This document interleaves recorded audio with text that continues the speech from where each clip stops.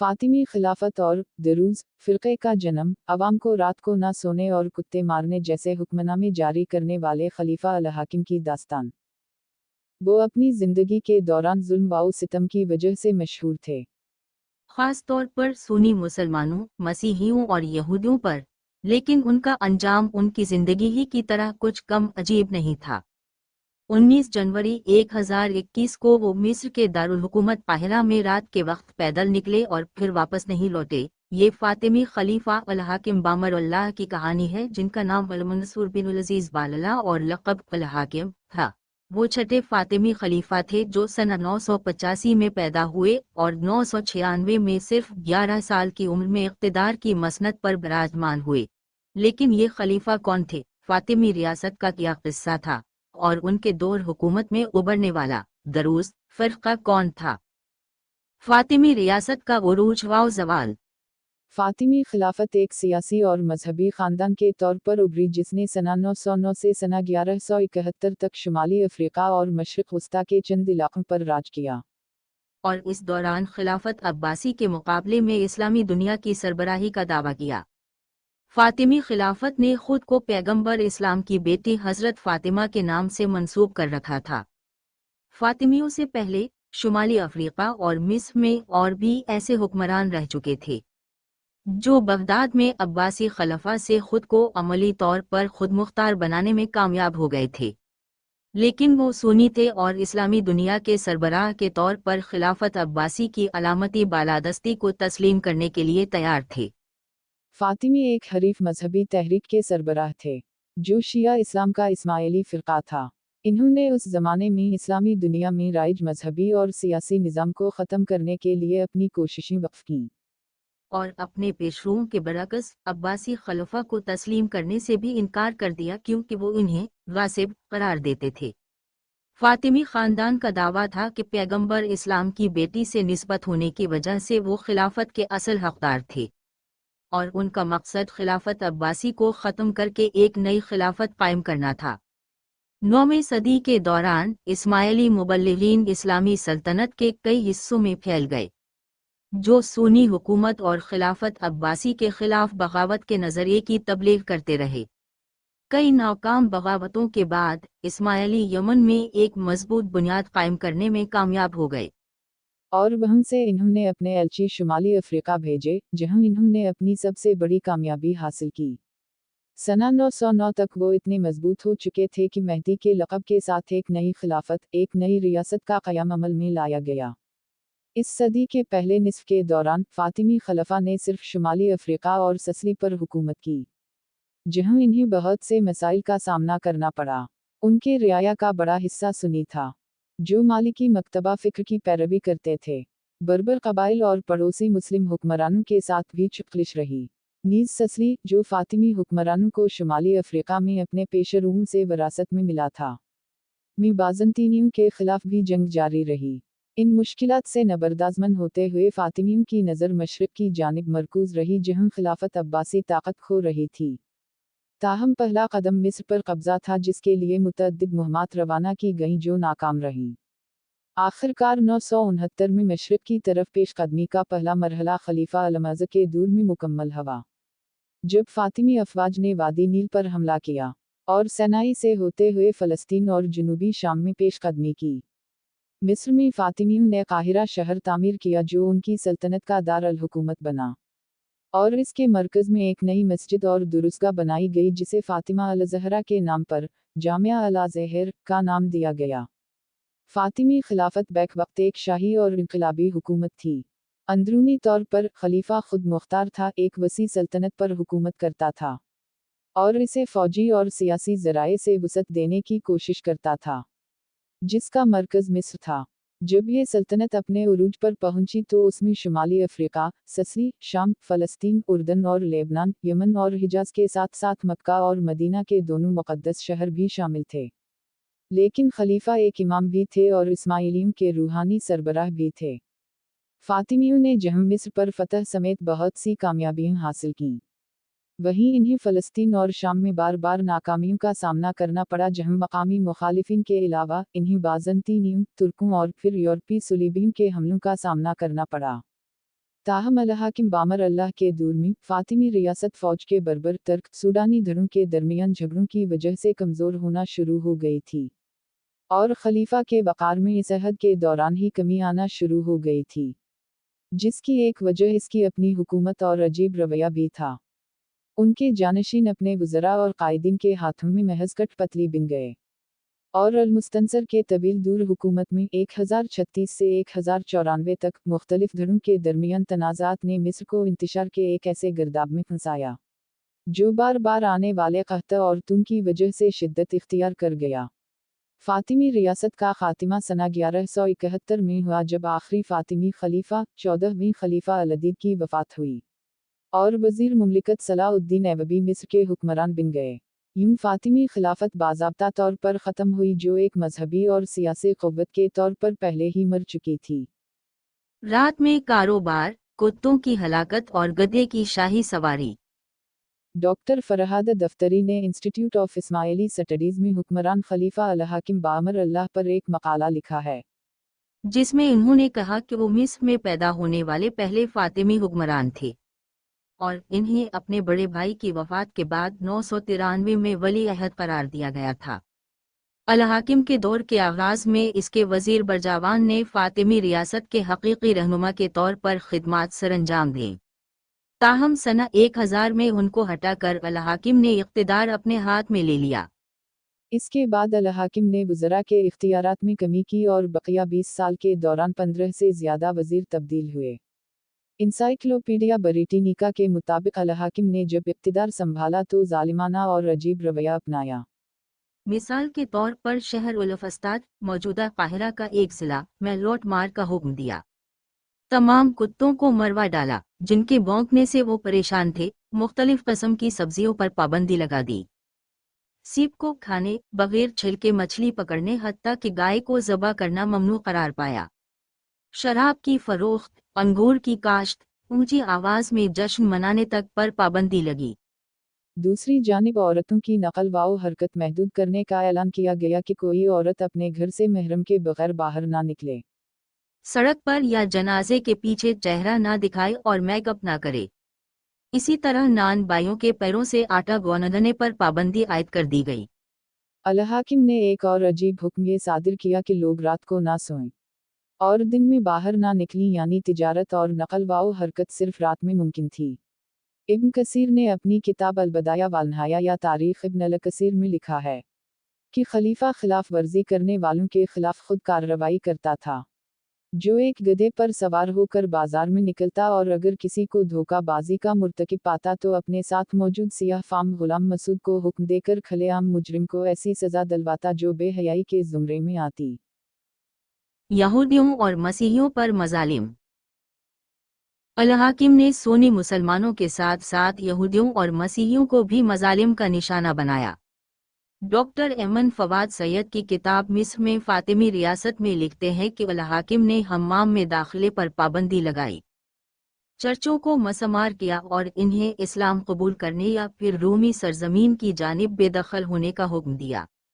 उसका नतीजा ये निकला कि बहुत से लोगों ने मजबूरी में इस्लाम कबूल किया। सन 1004 में अल-हाकिम ने कापटक मसीहियों को सियाह लिबास पहनने का हुक्म दिया और मुल्क भर में मसीही तातीलात को मनसूख करने के अहकामात जारी किए गए। गिरजाघरों और खानकाहों के औकाफ को भी रोक दिया गया, क्रॉस हटा दिए गए और गिरजाघरों में घंटियां बजाने को ममनू करार दे दिया गया। सन 1011 में अल-हाकिम ने ये लाजमी करार दिया कि कापटक मसीही गले में लकड़ी की सलीब लटकाए और यहूदियों को अपने गले में कर्मी बिछड़े की शक्ल में एक लकड़ी का लाकट लटकाने का पाबंद किया गया। मसीही कापटकस और यहूदियों पर ये निशान पहने बगैर हम्माम में दाखिल होने की मुमानत थी ताकि इन्हें मुसलमानों से मुमताज़ किया जा सके। अल-हाकिम ने कापटक ज़बान के इस्तेमाल को ख़त्म करने का हुक्म भी दिया और ये ऐलान किया गया कि जो भी उसे गलियों, बाजारों या घरों में बोलेगा उसकी ज़बान काट दी जाएगी। चुनंचे लोग इसके जुल्म से डर कर अरबी ज़बान सीखने लगे। अपने वक्त का फिरौन। अल-हाकिम ने यरूशलेम में वाक़े एक निहायत अहम चर्च को नज़र आतिश करने का हुक्म दिया और फिर उसे दोबारा तामीर करवाया। ताहम अल-हाकिम का एक और निहायत अजीब हुक्म ये था कि पैगंबर इस्लाम के जसद खाकी को मिस्र मुंतकिल किया जाए।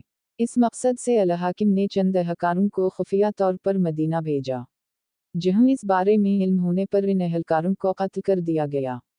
शम्सुद्दीन अल-अज़हबी ने सैर आलम अल-बला में अल हाकिम के बारे में लिखा कि वो एक जाबिर, जिद्दी शैतान, बहुत रंगीन, खून चूसने वाला, बड़ा चालाक, सखी, अजीब, अपने ज़माने का फ़रून था, जिसने अपने कारकुनों को कुत्तों पर लानत भेजने और इन्हें मारने का हुक्म दिया। साइंस और तालीम। ताहम उल हाकिम के बारे में ये भी मशहूर है कि वो अक्सर कहत के दौरान खुद रियाया में खुराक तकसीम करता था और कीमतों को मुस्तहकम करने की कोशिश करता था। इसके अलावा इंसाइक्लोपीडिया ब्रिटानिका के मुताबिक अल हाकिम ने मसाजिद तामीर करवाईं, स्कॉलर्स और शुरा के वज़ाइफ तय किए। तालीम के मैदान में अल हाकिम का सबसे बड़ा कारनामा दार अल इल्म की सना 1005 में बुनियाद रखना था, जिसे दार अल हिकमा भी कहा जाता है, जिसमें कुरान, हदीस, फ़लसफ़ा जैसे मज़ामीन समेत फ़ल्कियात की तालीम भी दी जाती थी। यहाँ एक बहुत बड़ी लाइब्रेरी मौजूद थी। उनके दूर हुकूमत में तालीम तक दस्तरस अवाम के लिए आसान हुई और बहुत से फ़ातिमी मुबल्लिगीन ने इस बड़े तालीमी इदारे में तरबियत हासिल की। अल हाकिम ने इस्माइली और फ़ातिमी मुबल्लिगीन की तालीम को अव्वलीन तरजीह दी और अपने दूर हुकूमत में काहिरा में कई इल्मी मजालिस कायम करने के साथ साथ एक मस्जिद की तामीर भी मुकम्मल कराई, जो अब भी उनके नाम से मंसूब है। अल हाकिम ने उन तालीमी सरगर्मियों के लिए माली मुआवनत फराहम की और इस्माइली अकायद के लिए वक्फ करदा मजालिस में खुद अल हाकिम भी शरीक होते।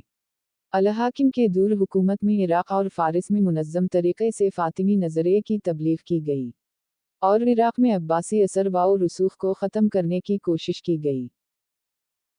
खिलाफत अब्बासी की परेशानी। हमीद उद्दीन उल करमानी उस दौर के सबसे मुमताज़ फ़ातिमी मुबल्लिग़ थे जिन्होंने मशरिक़ी सूबों में काम किया, और उनकी मेहनत के नताइज जल्द ही इराक़ में नजर आए, जहां मुवस्सिल और कूफा समेत मुतअद्दिद इलाक़ों के गवर्नर क़ुरूस इब्न अल-मुक़रिद ने अल हाकिम की खिलाफत को तस्लीम कर लिया। इसी तरह बनो असद के सरबराह अली इब्न अल-असदी ने भी अल हाकिम की इताअत तस्लीम की। अब्बासी खलीफा अल-क़ादिर बालला अब्बू अल-अब्बास अहमद बिन इसहाक़ इस पेशरफत से परेशान थे, इसलिए इन्होंने अपनी सल्तनत में इस्माइली नज़रियात के फैलाव को रोकने के लिए इक़दामात किए और सना 1011 में मुतअद्दिद सुन्नी और 12 शिया उलमा को जुमा किया और इन्हें एक तहरीरी दस्तावेज़ के ज़रिए यह करार देने का हुक्म दिया गया कि अल हाकिम समेत फ़ातिमी खिलाफत के आबा व अजदाद का शजरा नसब हकीकत में पैगंबर इस्लाम की बेटी हज़रत फ़ातिमा से नहीं मिलता था।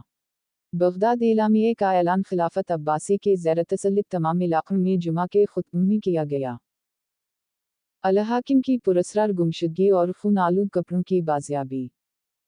इंसाइक्लोपीडिया ब्रिटानिका के मुताबिक सना 1017 में अल हाकिम ने चंद ऐसे इस्माइली मुबल्लिगीन की तालीमात की हौसला अफजाई करना शुरू कर दी, जो ये दावा कर रहे थे कि फ़ातिमी खलीफा यानी अल हाकिम खुदा का अवतार हैं।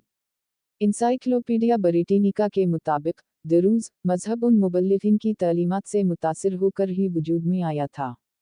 डॉक्टर फरहाद दफ्तरी ने अल हाकिम पर तहरीरशुदा अपने मकाले में कहा है कि अल हाकिम के दौर में ही दरोस मजहब सामने आया। उनके मुताबिक इस दौर में फ़ारिस और वस्ती एशिया से बहुत से मुबल्लिगीन काहिरा आए। इनमें दो नाम अहम हैं, ये हमज़ा बिन अली और मोहम्मद अल-दर्जी थे, जिन्होंने नए अकायद को फैलाया और यूं एक नई तहरीक का क़याम हुआ, जिसे बाद में मोहम्मद अल-दर्जी के नाम पर दरूस का नाम दिया गया। इसी वक्त सना 1021 में अल हाकिम एक रात सैर के लिए बगैर किसी मुहाफिज के काहिरा के बाहर उल मुक़द्दम पहाड़ियों पर निकले, लेकिन वो वापस नहीं आए।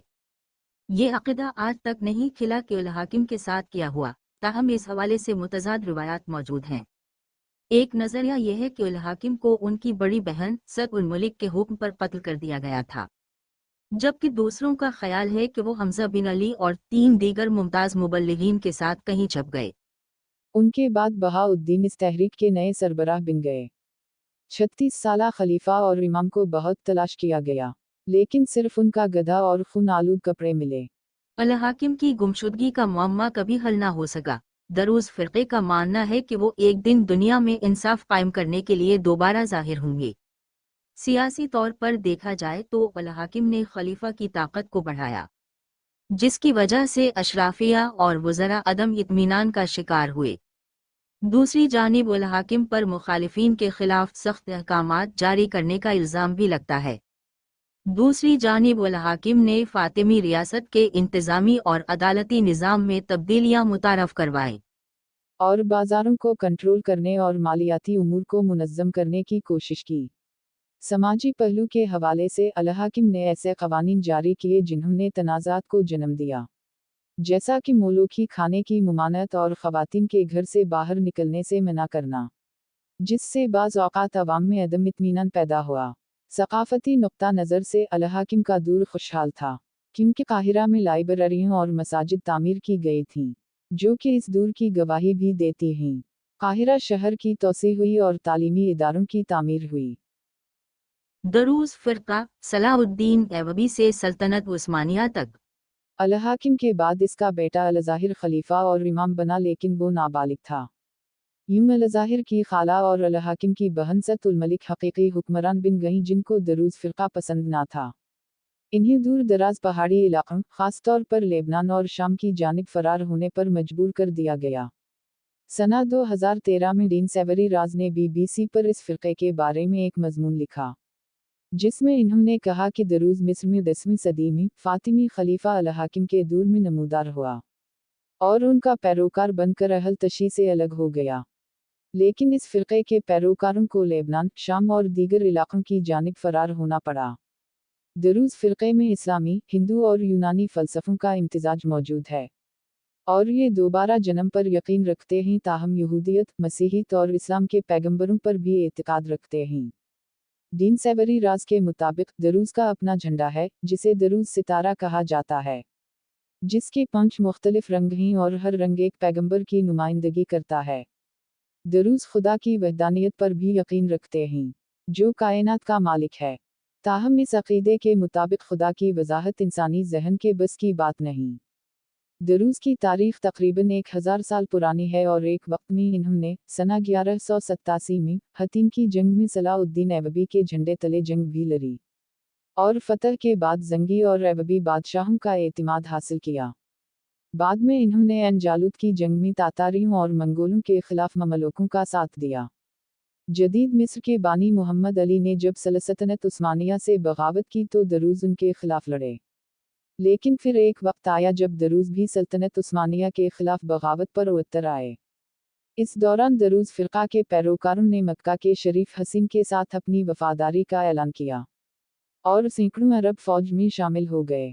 याद रहे कि मक्का के शरीफ हसीन ने सल्तनत उस्मानिया के ख़िलाफ़ बरतानिया के साथ मिलकर बगावत की थी और पहली आलमी जंग में सल्तनत उस्मानिया को हिजाज़ में इलाक़ों का कंट्रोल खोना पड़ा था।